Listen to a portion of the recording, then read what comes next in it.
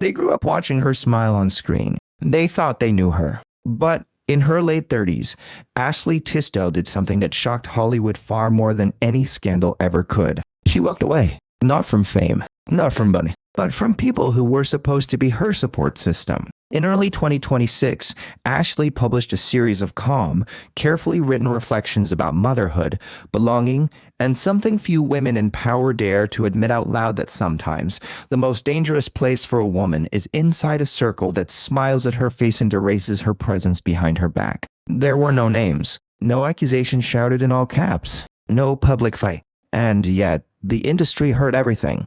Almost immediately, the internet began connecting dots. Former friends, famous mothers, quiet unfollows, old photos that suddenly stopped appearing, a rebranding that no longer felt cosmetic, but existential. What made this moment so unsettling was not what Ashley said, but what she refused to do. She did not defend herself aggressively. She did not beg to stay included. She did not weaponize the victimhood. She chose absence. For a woman whose entire life had been built on visibility, this was a radical act of power. Ashley Tisdale was once the embodiment of early -2000 seconds perfection. Disney stardom, commercial beauty, a career shaped by approval, applause, and constant observation. For years, she survived in an industry that rewards women for being agreeable, available, and endlessly likable. And yet, here she was, decades later, saying something far more dangerous than any insult. I don't belong here anymore.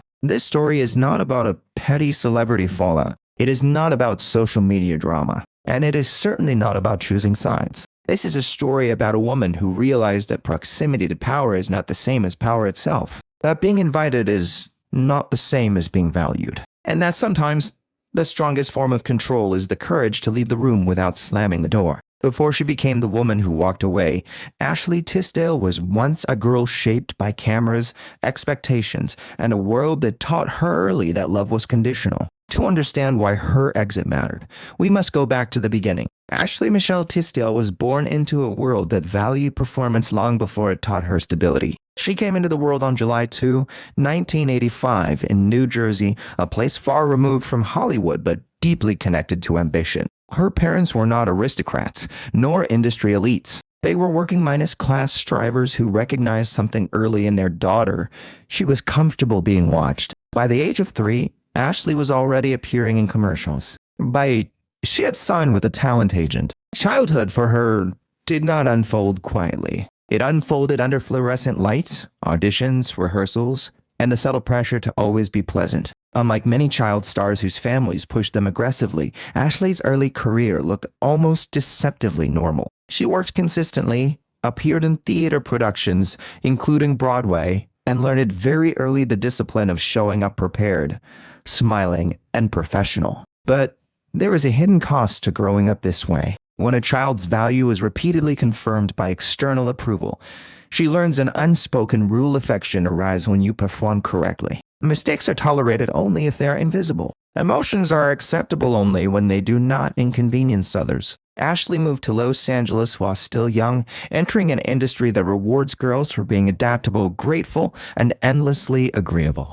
She was not encouraged to take up space. She was encouraged to fit into it. Her big break came with Disney. At a time when the Disney Channel was shaping an entire generation's understanding of youth, Ashley became part of its golden era. High School Musical did not just make her famous, it turned her into a symbol. She represented confidence, glamour, and ambition wrapped in a digestible, marketable form.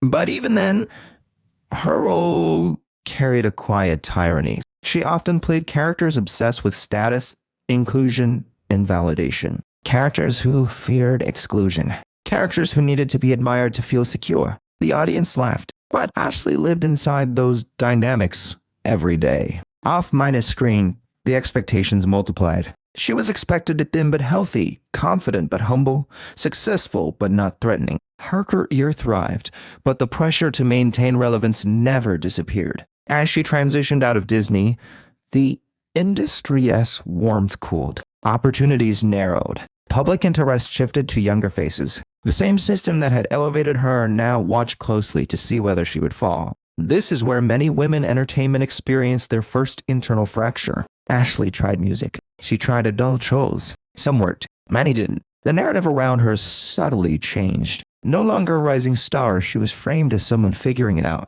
What rarely gets discussed is how destabilizing this period can be for women whose identity was built in public. To lose momentum in Hollywood is not just professional. It is existential.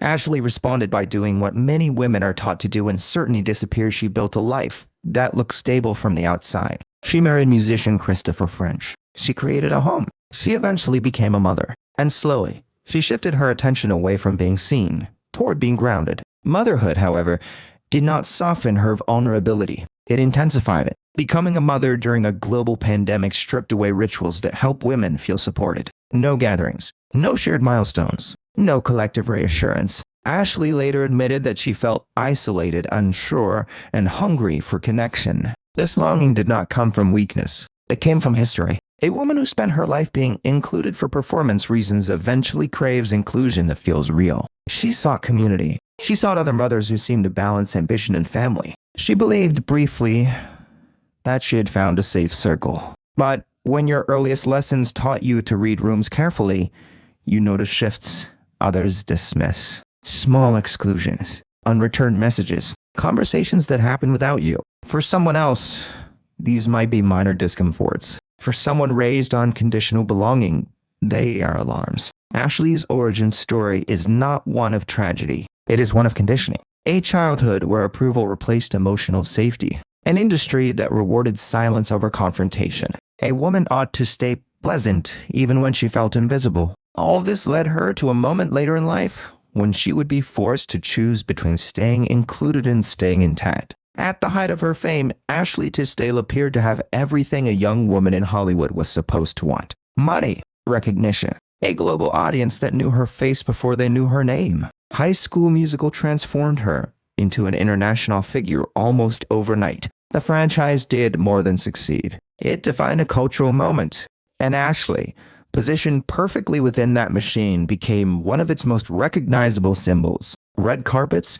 magazine covers, music releases, brand deals. Her life unfolded like a sequence of milestones designed for admiration. From the outside, this looked like power. But power in Hollywood is rarely about control. It is about access. Ashley was invited everywhere, photographed constantly, spoken about endlessly. Yet most of the decisions shaping her career were not truly hers. Studios decided which roles she could audition for. Executives decided when she was marketable.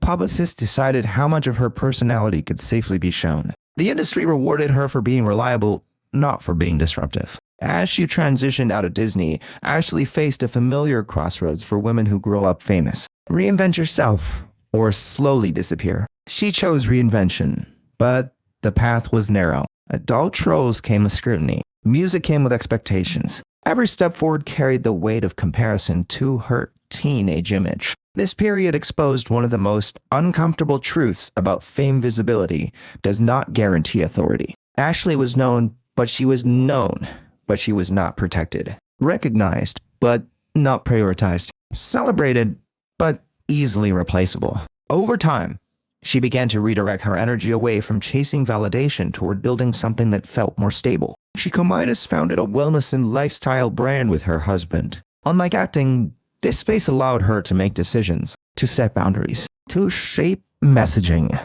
This shift was subtle but significant. For the first time, Ashley was not selling an image created by others. She was curating a version of herself rooted in control, health, and sustainability. The brand thrived not because of nostalgia, but because it aligned with who she was becoming. Marriage and motherhood further accelerated this evolution. These roles did not strip her of ambition. They clarified it. Ashley was no longer interested in performing desirability. She was interested in coherence. Yet even as her life stabilized, another illusion of power began to form. Social circles. In elite environments, proximity to other successful women can feel like security. Invitations signal belonging. Group chats feel like protection. For mothers in high-maintenance pressure industries, these circles can appear essential. Ashley entered this world cautiously, but with hope. The women around her were accomplished, creative, publicly supportive of one another. From the outside, it looked like mutual respect, shared success. female solidarity. But power dynamics do not disappear simply because everyone is smiling. They evolve. Subtle hierarchies formed. Influence shifted quietly. Inclusion became conditional. And Ashley, trained since childhood to observe atmospheres carefully, began to sense something familiar. This was not overt cruelty. It was something quieter and more destabilizing. Being present, but not centered. Being tolerated, but not embraced. Being included, but never fully considered. The illusion of power lies in mistaking proximity for agency. Ashley had been here before, as a child star, as a young woman in Hollywood, as a public figure surrounded by approval that could vanish overnight. What made this moment different was that she no longer needed the illusion. She had built a life outside constant validation. She had financial independence, a family, a sense of self, not entirely dependent on applause. And for the first time, she was positioned to do something she had never been allowed to do before. Choose herself without explaining. But before that choice could be made, the cracks would have to widen. The most dangerous fractures are never loud. They arrive quietly, disguised as misunderstandings, missed invitations, conversations that continue without you, smiles that do not quite reach the eyes. For Ashley Tisdale, these moments did not erupt into drama. They accumulated. At first, she questioned herself. Was she overthinking? Was this just the exhaustion of motherhood? Was she expecting too much from people who owed her nothing? This pattern was familiar. Women conditioned to maintain harmony often assume responsibility for discomfort that was never theirs to carry. Ashley noticed that plans were made without her knowledge. Group gatherings happened in parallel. When she was present, she felt positioned on the margins. Not excluded outright, but distanced just enough to feel peripheral. What made this dynamic particularly destabilizing was the contrast between public solidarity and private absence. Online, the group appeared united, supportive, empowering. Offline, the atmosphere told a different story. This dissonance is one of the most psychologically corrosive experiences for women in social hierarchies. It creates confusion, self minus doubt, a constant recalibration of behavior. Ashley began to feel herself shrinking. She found herself replaying interactions, editing her tone, wondering whether she was too much or not enough. This internal negotiation was not new. It echoed the emotional labor she had performed since childhood. But motherhood changes the stakes. When you are responsible for another life, the cost of emotional instability becomes clear. Ashley began to recognize that she was seeking validation from a space that was draining her rather than sustaining her. The realization arrived slowly but decisively. This was not adult friendship. This was adolescent power play in a grown woman's setting. The moment of clarity came when Ashley understood that her desire to be accepted was pulling her away from herself. That the group dynamic mirrored the same conditional belonging she had experienced in the entertainment industry. She was no longer willing to negotiate her worth in rooms where her absence went unnoticed. Instead of confronting individuals publicly, Ashley did something far more unsettling. She disengaged. She sent a message that was direct but restrained. She explained that the dynamic felt unhealthy and that she was stepping away. There were no accusations, no ultimatums, just a boundary. The response was fragmented. Some attempted to soften the exit with gestures that felt performative rather than restorative. Others denied responsibility. A few reframed the situation as misunderstanding. None addressed the core issue, exclusion, without accountability. Ashley did not argue. She left. In a culture that encourages women to endure discomfort to preserve harmony, this choice was radical.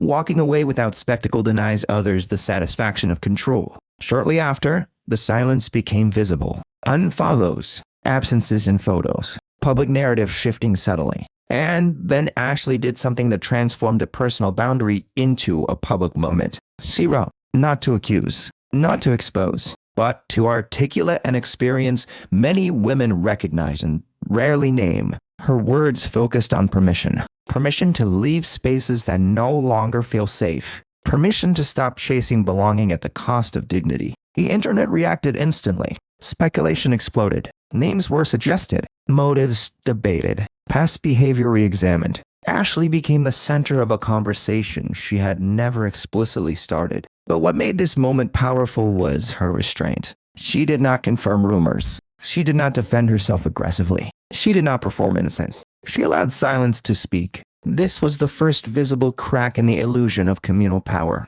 and it unsettled people more than any direct accusation ever could. Because when a woman leaves without begging, it forces everyone else to confront why she no longer stayed. There was no single explosion, no leaked messages, no recorded phone calls, no courtroom, no public accusation, no dramatic confession. And that was precisely why this moment became so unsettling.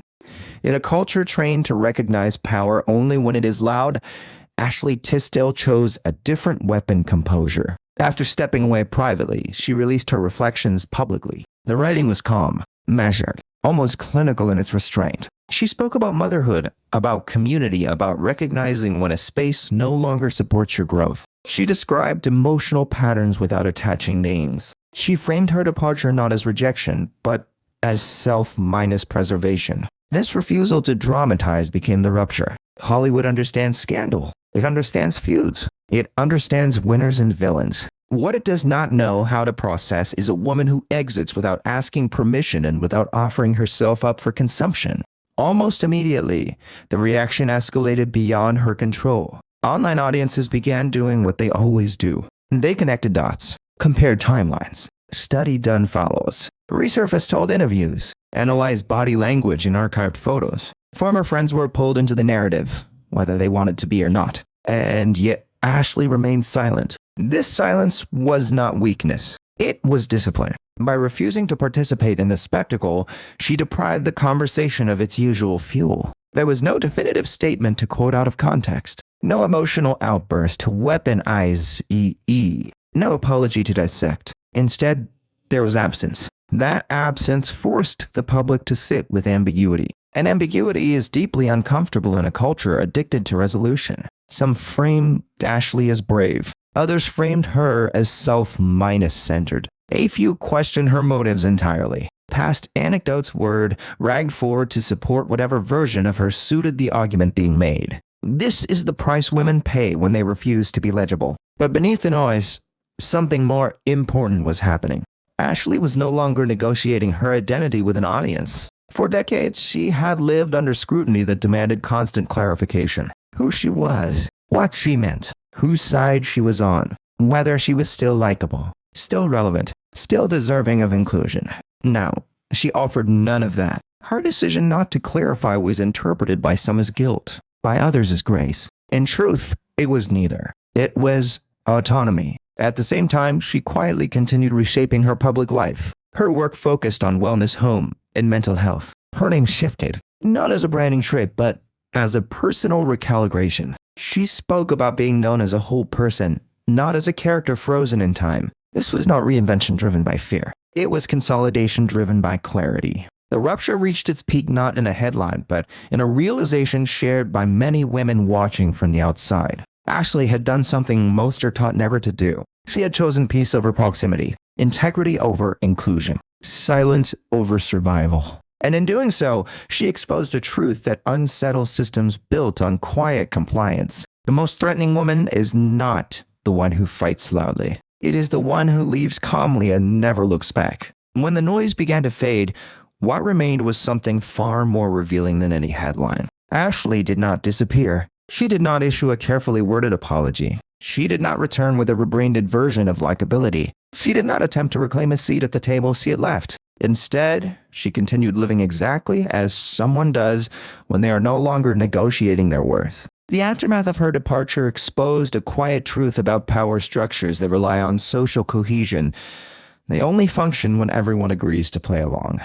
Once one person steps outside the pattern, the system loses its illusion of inevitability. Ashley's life after the rupture became noticeably simpler. Her public presence narrowed but deepened. She spoke less, but with intention. She invested in her business, her family, and her private stability rather than public validation. There were no triumphant statements about growth, no performative empowerment slogans, just continuity.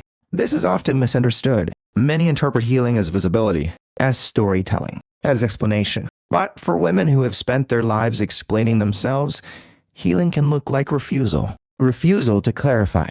Refusal to overminus share. Refusal to be consumed. The reaction to her silence revealed as much about the audience as it did about her. Some demanded transparency. as if her internal life were public property. Others projected narratives onto her absence, reshaping her into whatever figure best suited their worldview. Ashley did not correct them. This restraint reshaped her legacy more profoundly than any career pivot. For years, she had been remembered primarily as a symbol of a specific era, a familiar face tied to nostalgia. Safe, predictable, digestible. Now, she was something far less comfortable. A woman who demonstrated that power does not always announce itself, that boundaries do not require justification, that leaving can be an act of leadership. Her story resonated quietly with women far beyond Hollywood. Mothers navigating social exclusion. Professionals realizing that proximity to influential circles came at the cost of their mental health. Women who recognized themselves in the small humiliations she described. Ashley did not offer them solutions. She offered them permission. Permission to exit without explanation.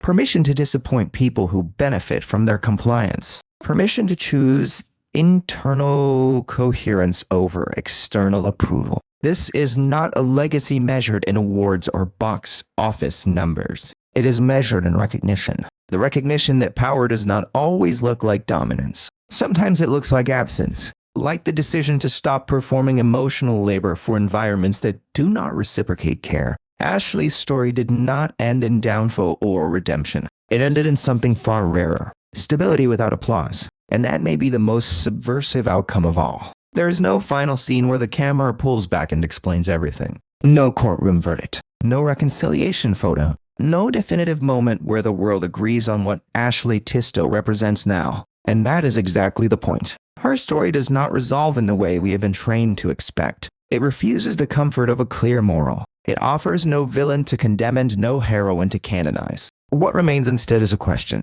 What happens when a woman stops asking to be understood?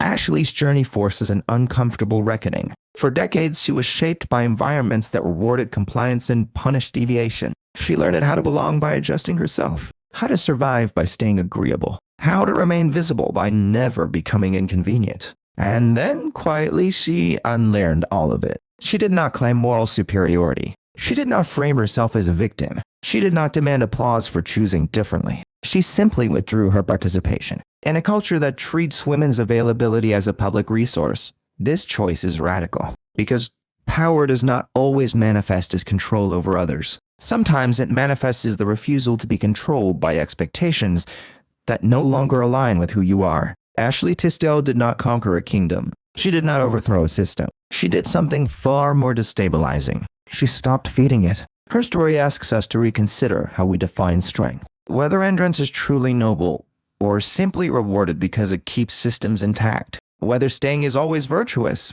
or whether leaving can sometimes be the most ethical act. Perhaps the beginning of her power was not fame. Perhaps it was not success. Perhaps it was the moment she realized that belonging purchased with self-minus erasure is not belonging at all. So the question remains. Do you believe power is something we hold over others, or something we reclaim from within? And if you found yourself in a room where your absence would not be noticed, would you stay or would you walk away? Because sometimes the most powerful women are not the ones who rule from the center of the room. They are the ones who leave it and never ask to be followed.